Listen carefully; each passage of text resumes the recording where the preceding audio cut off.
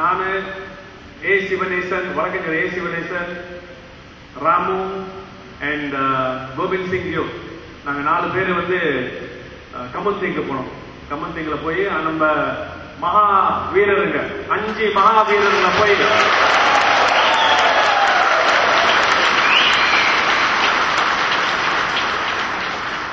அங்க அன்னைக்கு அந்த முந்தானத்து வந்து எங்களுக்கு அனுமதி கொடுத்தது 1 மணி நேரம் தான்.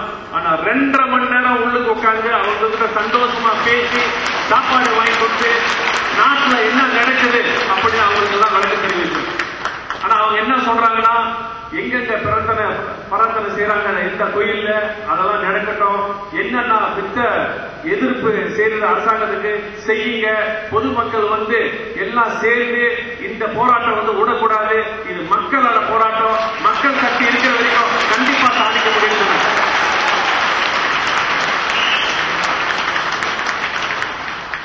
இன்றைக்கு இன்னைக்கு மனசு ரொம்ப திருப்தியா இருக்கு. ஏன்னா நேற்று இதே மாதிரி ஒரு பங்கன் ஈப்போல செஞ்சோம். அதுக்கு வித்தியாசம் செஞ்சா ஒரு 300 தமிழக மேலேஜ் வர மாட்டாங்க, ரொம்ப கஷ்டப்படுவாங்க வர. ஏன்னா எதிர்கட்சி செஞ்சா அவங்களோட பயந்துக்கிட்டு வர மாட்டாங்க. ஆனா நேற்று ஈப்போல வந்து 1500 தமிழகம் வந்தாங்க.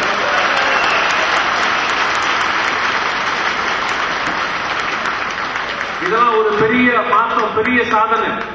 ஆனா இந்த சாதனை இதெல்லாம் நம்ம திருப்தியா ஒன்னும் பெரிய லெவல் எடுத்துட்டு போறதுன்னா அந்த 5 மகாவீரர்கள் இருக்கிறவங்களுக்கு நேற்று நான் ஈப்போல வந்து தெரிவிச்சேன். ஒரு ட்ரஸ்ட் ஃபண்ட் வந்து லான்ச் பண்ணியிருக்கோம். நீங்க எல்லாம் ஆதரவு கொடுத்து என்னன்னா நீங்க செய்ய முடியும், நீங்க செய்ய உங்க கடமை. ஏன்னா நம்ம செய்யணும், அவங்க வந்து அவங்க சொந்த நன்மைக்கு அவங்க செய்யல. பொதுமக்கள் 50 வருஷம் தமிழா இந்த ஊர்ல வந்து தூங்கிட்டு இருந்தாங்க. ஆனா 25ஆம் தேதி வந்து மக்களோட சக்தி வந்து நம்ம காமிச்சோம்.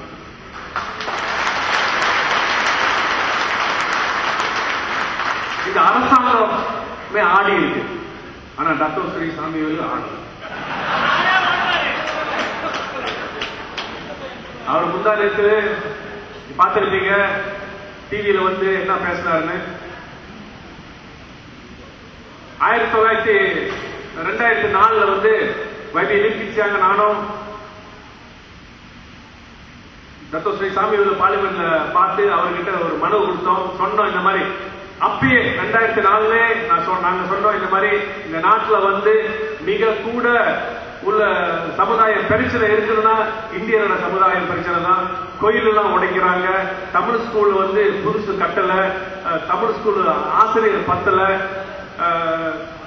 அரசாங்கத்துல வேலை வாய்ப்பு ரொம்ப குறைவா இருக்கு. 1970 வந்து 17% மேல இந்தியருக்கு அரசாங்கத்தில் வேலை செஞ்சுட்டு இருந்தாங்க.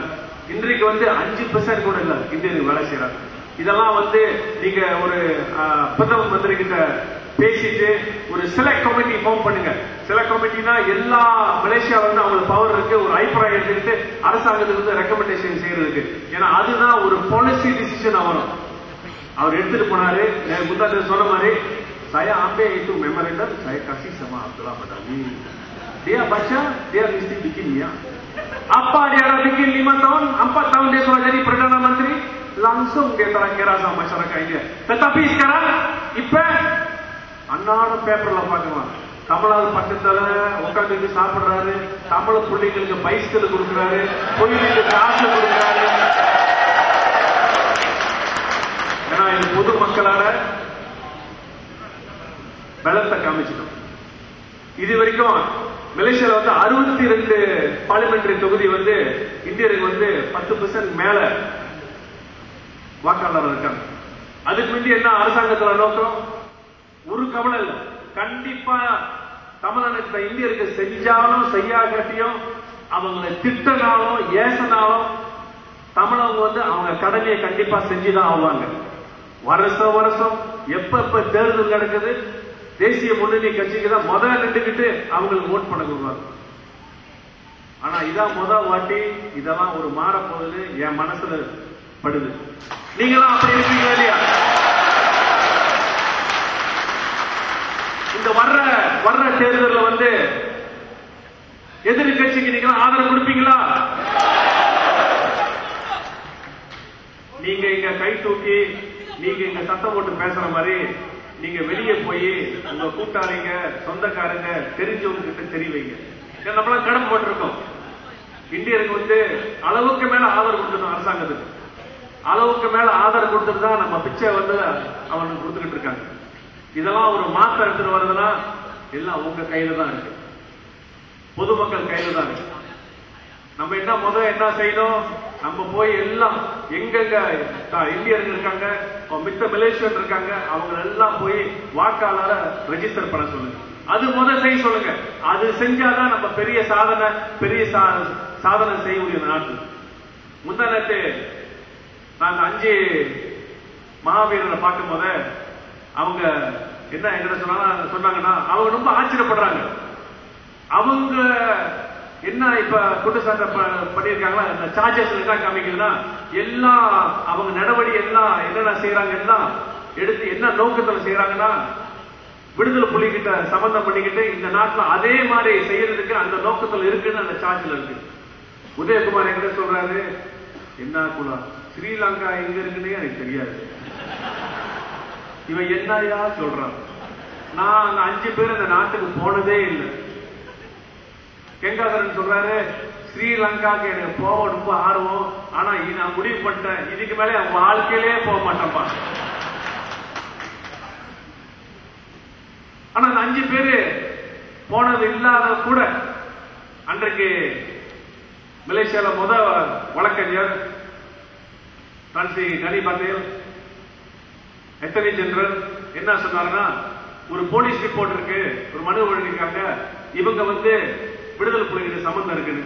அப்ப நாங்க சொன்னோம், நீங்க அந்த ரிப்போர்ட்டை வச்சு இவங்களுக்கு சம்பந்தம் இருக்குன்னு சொன்னா, இப்ப நான் போய் ரிப்போர்ட் பண்ணா அப்துல்லா படாவிக்கோ மிஸ்டர் டெரரிஸ்ட் ஆர்கனைசேஷன் சம்பந்தம் இருக்குன்னா நீங்க ஒத்துட்டீங்களா?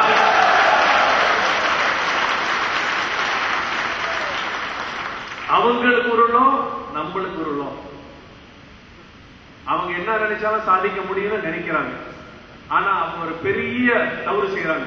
இந்த 5 தலைவர் எடுத்து ஐஎஸ்ஐல போட்டது நியாயம் இல்ல, ஆனா பெரிய தவறு இந்த அரசாங்கம் செஞ்சது. ஆனா இந்த 5 பேரு கமுந்திங் ஐஎஸ்ஐ டிடென்ஷன் கேம்ப்ல இருக்காங்கன்னா இது பிரதமர் மந்திரியோட ஒன்றிய அபிப்பிராயம் இல்ல. உங்களுக்கு தெரியுமா, புதிய தத்தோஸ்ரீ சாமி கண்டிப்பா அவரு வந்து ரெக்கமெண்டேஷன் பண்ணிருக்காரு. கண்டிப்பா அவருக்கும் இந்த இதுல இருக்கு. ஏன்னா அவரு பயப்படுறாரு, இந்த 30,000 பேரு வந்திருக்காங்களே இது வேற வகையில போயிரும். நான் கேள்விப்பட்ட முத வாரம் அவரு ஒரு கோயில்ல இருந்தாராம் சுமேஷ் போட்டுல, அவருக்கே ஆச்சரியமா இருந்துச்சா. எப்பயும் போனாலும் ஒரு 300-400 பேர் வருவாங்க, அன்னைக்கு வந்து 20 பேர் தான் இருந்திருக்காங்க.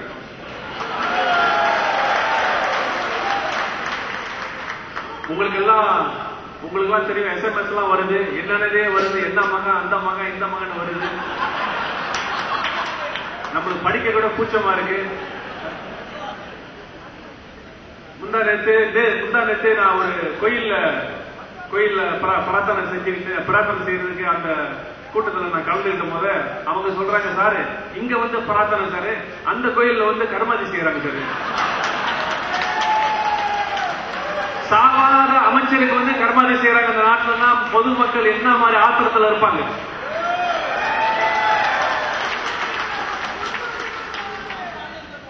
இப்பதான் தமிழன் காமிக்கிறான். இப்பதான் தமிழன் காமிக்கிறான்.